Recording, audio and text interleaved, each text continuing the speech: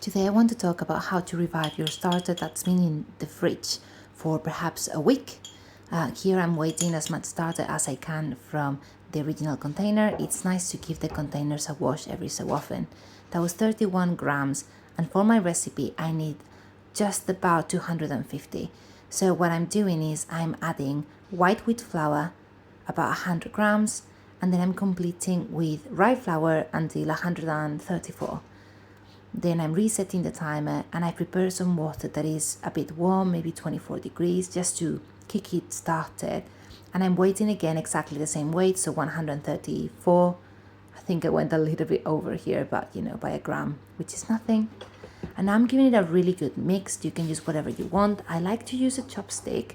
Keep going for a while. Check that you don't have any flour at the bottom that's not been mixed properly.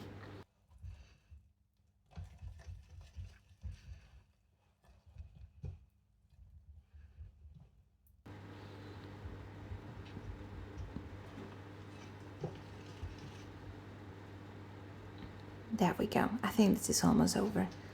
You want that started mixed thoroughly all the way. You don't want it to be concentrated at the bottom where I put it on at the very beginning.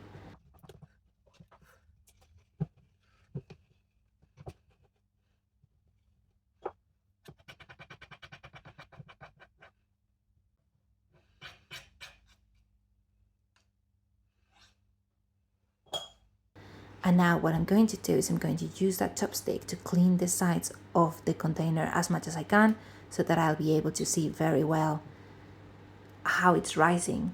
And it would also mean that I will not have dry starter bits on the sides that are always more prone to contamination.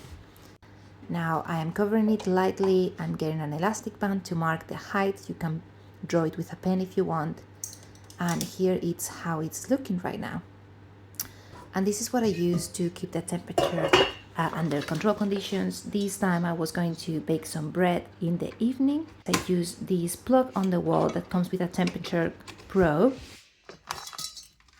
And I can put my starter on top of a seat mat. This is the temperature probe, and this is how you control the temperature that you're setting it to. I don't like to put the probe inside the starter because that means the starter is partially open, it can dry, and also it's another possibility of getting it contaminated. So I put a container next to it with water, and I use the same water that I use for mixing the starter, so it's at the same temperature. And I put the probe inside that water so that the probe will know more or less the temperature. And here I can set the temperature that I want the starter to experience. So I'm setting it to about 24.5 degrees.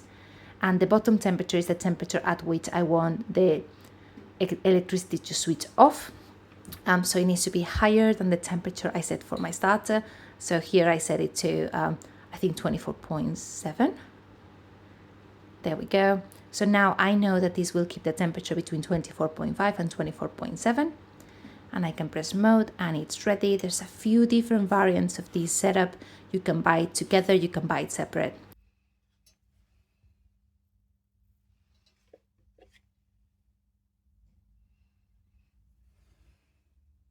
Now this is how it's looking this evening when I was ready to bake, and you can see that it's doubled beautifully. It smelled amazing and it's completely full of bubbles. Look at how they collapse. I love this, it's just so satisfying. There you go. So this is how you revive a starter from the fridge.